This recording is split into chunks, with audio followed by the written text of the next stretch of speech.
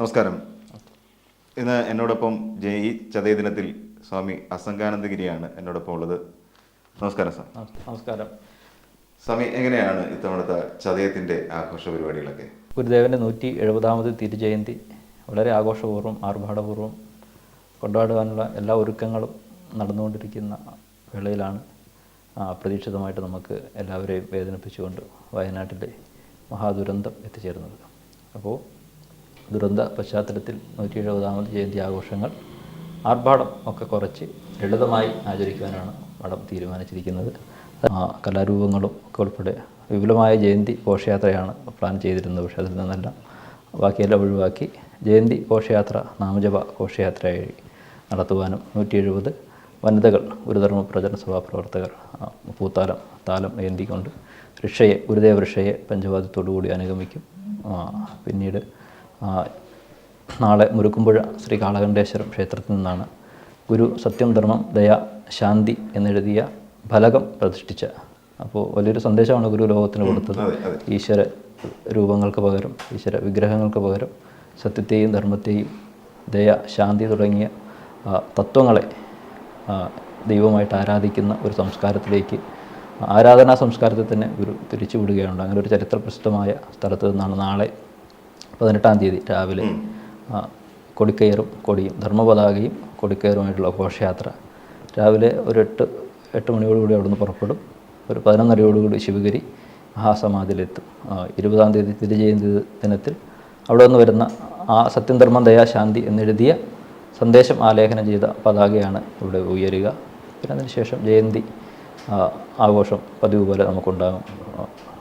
പർണശാലയിൽ ശാന്തി ഹവനത്തോടുകൂടി ആരംഭിക്കും. പിന്നെ ഗുരുദേവ കൃതികളുടെ പാരായണം ഉണ്ടാകും. ശാരദാമൃതത്തിൽ മഹാസമാധിയിലും വിശേഷ പൂജയുണ്ടാകും. 6:15 സമയത്താണ് ശ്രീനാരായണ ഗുരുദേവൻ വയൽവാരം വീട്ടിൽ അവതാരം ചെയ്യുന്നത്. അപ്പോൾ ആ സമയത്താണ് നമ്മൾ പ്രാർത്ഥന മുഹൂർത്തം. 6 മണി മുതൽ 6:30 വരെയുള്ള സമയത്താണ് വിശേഷ ചതയ പൂജ ശിവഗിരിയിൽ നടക്കുക. ഇതൊരു തിരുവവതാര മുഹൂർത്ത പ്രാർത്ഥനയായി ഗുരുധർമ്മ പ്രചരണ സഭയുടെ എല്ലാ യൂണിറ്റുകളും ജില്ലകൾ തോറും പ്രാർത്ഥന ആ സമയത്തുണ്ടാകും.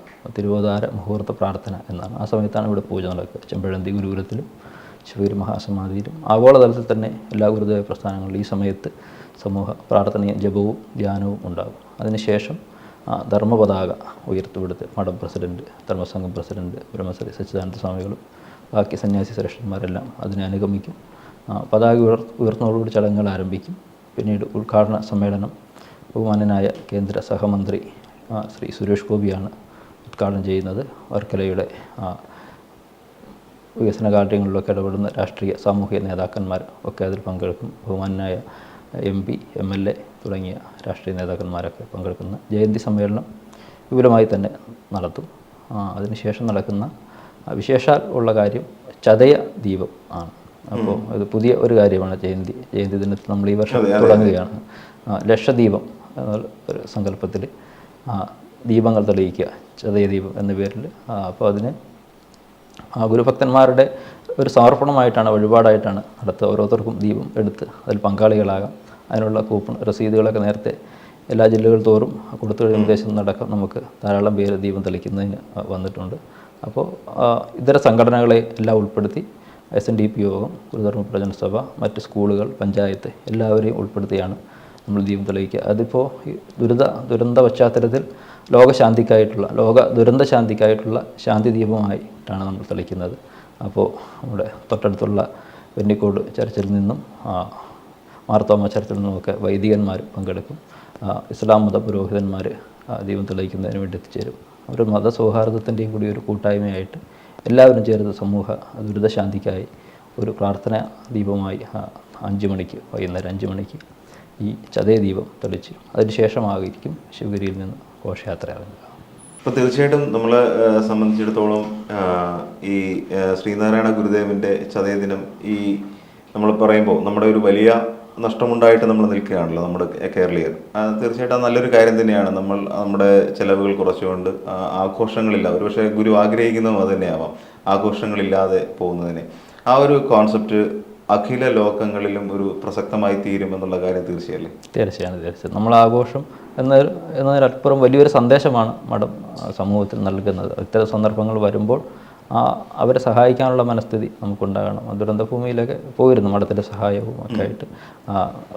ക്യാമ്പുകളിലും പിരിച്ചുവിട്ട ക്യാമ്പുകളിലും ഒക്കെ നമ്മൾ സന്ദർശിക്കും. ആദിവാസി മേഖല ഉൾപ്പെടെ പോയി മഠത്തിൻ്റേതായ ഉപഹാരം, വസ്ത്രങ്ങളും ഭക്ഷ്യക്കിറ്റും ബാക്കിയുള്ള വസ്തുക്കൾ, മരുന്ന്, മെഡിസിൻ അടക്കം വലിയൊരു ടീം തന്നെ നമ്മുടെ സഭയുടെ നേതൃത്വത്തിൽ അവിടെ പോവുകയും അവരെ സമാശ്വസിപ്പിക്കുകയും പ്രാർത്ഥന നടത്തുകയും ഈ സാധനങ്ങളൊക്കെ കൊടുക്കാനും സാധിച്ചു. അപ്പോൾ നമ്മൾ നേരിട്ട് കാണുമ്പോഴാണ് ആ ദുരന്തത്തിൻ്റെ എത്രമാത്രം ആ പ്രദേശത്തെ അത് ബാധിച്ചു. ഇനി ഒരിക്കലും തിരിച്ചു വരാൻ പറ്റാത്ത തരത്തിൽ എല്ലാ കെട്ടിടങ്ങളും എല്ലാവരും പോയൊരു പശ്ചാത്തലം നാം കണ്ടുകൊണ്ടിരിക്കുന്നതാണ്. അപ്പോൾ അത്തരത്തിൽ ഒരു വേദന സമൂഹത്തിനുണ്ടാകുമ്പോൾ അതിനെ കൂടി ഉൾക്കൊള്ളുന്ന തരത്തിലേക്ക് നമ്മുടെ മനസ്സ് ആഘോഷങ്ങൾ എന്ന് പറയും. എന്ത് നടന്നാലും നമ്മൾ ആഘോഷം നടത്തും എന്നുള്ളൊരു ഇതിലപ്പുറം മാനുഷിക മൂല്യത്തെ ഉൾക്കൊണ്ട് മനുഷ്യനുണ്ടെങ്കിലല്ലേ ആഘോഷങ്ങളുള്ളൂ, ഈ സമൂഹം ഉണ്ടെങ്കിലല്ലേ ആഘോഷമുള്ളൂ.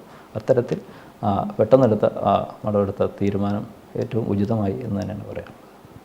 ഗുരുദേവന്റെ ആശയങ്ങളിൽ അധിഷ്ഠിതമായിക്കൊണ്ട് നമ്മൾ മുന്നോട്ട് പോയിക്കൊണ്ടിരിക്കുന്ന ഈ ഒരു കാലഘട്ടത്തിൽ എത്രത്തോളം പ്രസക്തമാണ് ഇനിയുള്ള ഒരു പുതിയൊരു തലമുറ വരുമ്പോൾ അദ്ദേഹത്തിൻ്റെ ഗുരുദേവന്റെ ആശയങ്ങൾ എത്രത്തോളം പ്രസക്തമാണെന്ന് തോന്നുന്നുണ്ട്? അതിനെപ്പറ്റി ചിന്തിക്കുമ്പോൾ ഇപ്പോൾ ലോകത്ത് അനേകം മഹാഗുരുക്കന്മാർ വന്ന് അവതാരമെടുത്ത് ഇവിടെ നിന്ന് അവരവരുടേതായ സന്ദേശങ്ങളും വ്യക്തിമുദ്രകളും പതിപ്പിച്ചൊക്കെ കടന്നു പോയിട്ടുണ്ട്. അതിൽ വെച്ച് നോക്കുമ്പോൾ ആധുനിക സമൂഹത്തിന്, ഈ ആധുനിക യുഗത്തിന് ഇണങ്ങുന്ന ഏറ്റവും അനുയോജ്യനായ ഗുരു ശ്രീനാരായണ ഗുരുദേവനാണെന്ന് പറയാൻ നമുക്ക് സാധിക്കും. കാരണം എന്താണ്? ആധുനിക മനുഷ്യൻ ചിന്തിക്കുന്ന തരത്തിൽ ഒരു 1000 വർഷത്തെ മുന്നിൽ കണ്ടുകൊണ്ടാണ് ഗുരു തൻ്റെ ദർശനത്തെ ലോകത്തോട് പറഞ്ഞത്. ഒരു ജാതി, ഒരു മതം, ഒരു ദൈവം, മനുഷ്യർ, പാശ്ചാത്യ പൗരസ്ത്യ ഭേദമന്യേ മനുഷ്യരാശി ഒന്നായി തീരണം എന്ന് പറഞ്ഞൊരു ലോകഗുരുവാണ്. അപ്പോൾ വേഷാഭാഷം, അവരുടെ സംസ്കാരം, എല്ലാത്തിനും അപ്പുറം മനുഷ്യരാശിയെ ആകവെ ഒന്നിപ്പിക്കാനുള്ള ഒരു മഹാമന്ത്രമാണ് ഗുരു ഉരുവിട്ടത്. അത് എല്ലാവരെയും എല്ലാ മനുഷ്യർക്കും അത് സ്വീകരിക്കാതെ പറ്റില്ല. ഇനി വരുന്ന സമൂഹത്തിലെന്ത് എല്ലാവർക്കും സ്വീകാര്യമായൊരു സന്ദേശം ഗുരു ലോകത്ത് നൽകേണ്ടത്. അപ്പോൾ ആ ഗുരുവിൻ്റെ സന്ദേശം അനുസരിച്ച് നമ്മൾ പ്രവർത്തിക്കാൻ സാധിച്ചാൽ കൂടുതൽ ഭാഷയുടെയും രാഷ്ട്രങ്ങളുടെയും അതിർ കടന്ന് വിദേശങ്ങളിലേക്കെല്ലാം ഒരു സന്ദേശം ഈ പ്രചരിച്ചു കൊണ്ടിരിക്കുന്ന ഒരവസരം കൂടിയാണ്. ഇപ്പോൾ നമ്മൾ ലോകമത സമ്മേളനത്തിൻ്റെ 100ാം വാർഷികം ആഘോഷിക്കുമ്പോൾ തന്നെ ഇവിടെ നിന്ന് സന്യാസി ശ്രേഷ്ഠന്മാർ പോയി, സഭയുടെ ജോയിൻ്റ് സെക്രട്ടറി അടക്കം പോയി, മാർപ്പാപ്പയൊക്കെ പോയി സന്ദർശിച്ച് ലോകമത സമ്മേളനം ആഗോളതലത്തിൽ തന്നെ സംഘടിപ്പിക്കാനുള്ള ക്രമീകരണങ്ങൾ നടന്നു വരികയാണ്. അപ്പോൾ എന്തുകൊണ്ടും ലോകത്തിന് ഗുരു സന്ദേശത്തിൻ്റെ വഴിയെ ശ്രവിക്കുന്നതിനായി ലോകം എത്തിക്കൊണ്ടിരിക്കുകയാണ് എന്നൊരു വാർത്തയാണ് ഇപ്പോൾ നമുക്ക് പറയാനുള്ളത്. തീർച്ചയായിട്ടും. കാര്യം നമ്മൾ ഇവിടെ ശിവഗിരി തീർത്ഥാടന കാലഘട്ടമാണെങ്കിലും അത് ഏത് കാലഘട്ടമാണെങ്കിലും എല്ലാ മതത്തിൽ നിന്നുള്ള പുരോഹിതന്മാരും പങ്കെടുക്കുന്ന ഒരു സദസ്സായി മാറാറുണ്ട്. ഇപ്പോൾ തന്നെ ഈ ചതയ ദിനത്തിൽ തന്നെ ലക്ഷദ്വീപം തെളിയിക്കുന്നതിന് വേണ്ടിയിട്ട് എല്ലാ മതത്തിലും പെട്ട ഇതൊരു വലിയ സന്ദേശമല്ലേ സത്യത്തിൽ ലോകത്തിന് പകർന്നു കൊടുക്കുന്നത്? അതെ. ആ സന്ദേശം തന്നെയാണ് നമുക്ക് ശിവഗിരിയുടെ മുഖമുദ്ര അഥവാ പ്രാണവായു എന്ന് പറയാൻ സാധിക്കും. അപ്പോൾ അത്തരത്തിലുള്ളൊരു ആധ്യാത്മ കേന്ദ്രം മറ്റൊക്കെ നമുക്ക് ദർശിക്കാൻ സാധിക്കുന്നില്ല. ഒരു മതകേന്ദ്രമാണെങ്കിൽ ആ മതത്തിൻ്റെ മാത്രം മതകേന്ദ്രമാണ്. അത് മതത്തിൻ്റെ സന്ദേശങ്ങളും മതത്തിൻ്റെ ഗ്രന്ഥങ്ങളും ഒക്കെ ഉൾപ്പെടുന്ന മതപുരോഹിതന്മാർ ഉൾപ്പെടുന്ന ഒരു മതസന്ദേശമായിരിക്കും ഒരു മതകേന്ദ്രത്തിന് പോകും. ഇതൊക്കെ അതിനൊക്കെ അതീതമായി എല്ലാ മതങ്ങളെയും ഉൾക്കൊള്ളുന്ന ഒരു അധ്യാത്മ കേന്ദ്രം എന്നുള്ളത് ശിവഗിരിയുടെ അപൂർവതയും പ്രത്യേകതയുമാണ്. അത്തരത്തിൽ മറ്റെവിടെയെങ്കിലും എല്ലാ മതങ്ങളെയും ഉൾക്കൊള്ളുന്ന അധ്യാത്മ കേന്ദ്രം ഉണ്ടോ എന്ന് നമുക്ക് ചിന്തിക്കേണ്ടിയിരിക്കുന്നു. അത്തരത്തിൽ തന്നെ മനുഷ്യർക്ക് വേണ്ടി മതത്തിനും സംഹിതകൾക്കും നിയമങ്ങൾക്കും അപ്പുറത്തായിട്ട് മനുഷ്യർക്ക് വേണ്ടി ഗുരു നിലകൊണ്ടു എന്നുള്ളതാണ്. മതമേതായാലും മനുഷ്യൻ നന്നായാൽ മതി എന്ന് പറയുമ്പോൾ പോയിൻ്റ് ചെയ്യുന്നത് മനുഷ്യരെയാണ്. മനുഷ്യർ നന്നാകണം എന്നുള്ളത്. മതത്തിൽ വിശ്വസിക്കാതിരിക്കാം, സ്വീകരിക്കാതിരിക്കാം. പക്ഷേ അവിടെ പോയിൻ്റ് ചെയ്യുന്നത് മതമാണ്. മതത്തിൻ്റെ പേരിൽ മനുഷ്യരൊരിക്കലും നശിക്കാൻ പാടില്ല. തമ്മിൽ തല്ലുവാനോ വിദ്വേഷം വെച്ച് പുലർത്തുവാനോ ആ സമൂഹത്തിൽ വിപത്തുകൾ ഉണ്ടാകാനോ മതത്തിൻ്റെ പേരിലോ രാഷ്ട്രീയത്തിൻ്റെ പേരിലോ ഒന്നിൻ്റെയും പേരിൽ മനുഷ്യൻ നശിക്കുവാൻ പാടില്ല. എല്ലാ മനുഷ്യർക്ക് വേണ്ടിയുള്ളതാണ്. മതങ്ങൾക്ക് വേണ്ടിയല്ല മനുഷ്യർക്ക് വേണ്ടിയാണ് മതങ്ങളും രാഷ്ട്രീയവും മറ്റെല്ലാം തന്നെ. അപ്പോൾ ഒരു മനുഷ്യ നന്മയെ ആഗ്രഹിച്ച് പ്രവർത്തിച്ചു എന്നുള്ളതാണ്. ഇനിയിപ്പോൾ ശ്രീനാരായണ ഗുരുദേവ് കൃതികൾ ഒരു പാഠ്യവിഷയമാണ്. അതായത് ഒരുപാട് സന്ദേശങ്ങൾ അദ്ദേഹത്തിൻ്റെ പല കവിതകളിലൂടെയും നമുക്ക്, പിന്നെ അദ്ദേഹത്തിൻ്റെ പല കൃതികളിലും നമുക്ക് കാണാൻ കഴിയും.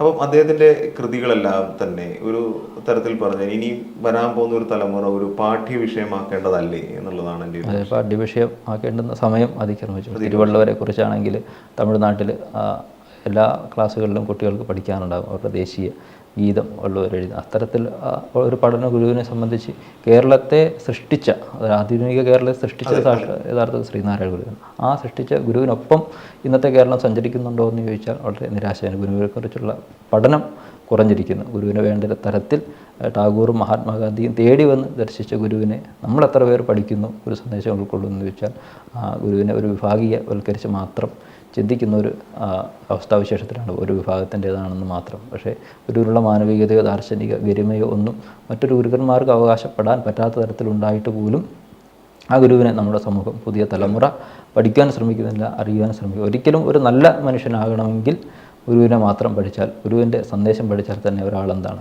ഒരു നല്ല വ്യക്തിയായിത്തീരും എന്നുള്ളത്. അതിനുള്ളൊരു സമൂഹം നാം ഒത്തൊരുമിച്ച് മാധ്യമങ്ങളും സർക്കാരും ഒക്കെ വളരെ മുൻകൈയെടുത്ത് ഗുരുദേവ ദർശനം പ്രചരണം നടത്തേണ്ടുന്ന സമയം അതിക്രമിച്ചിരിക്കുകയാണ്. അത്തരത്തിൽ അല്ലെങ്കിൽ എന്താണ്, മനുഷ്യരാശി മറ്റേ പലതിൻ്റെ പേരിലും കലഹിക്കുന്ന ഒരവസ്ഥയിലേക്ക് ലോകം എത്തുന്നതിന് മുമ്പ് തന്നെ ഒരു സന്ദേശങ്ങൾ എത്തിച്ച് എല്ലാവരെയും നല്ല മനുഷ്യരാക്കുവാൻ നമുക്ക് ഒത്തൊരുമിച്ച് പരിശ്രമിക്കേണ്ടതുണ്ട്.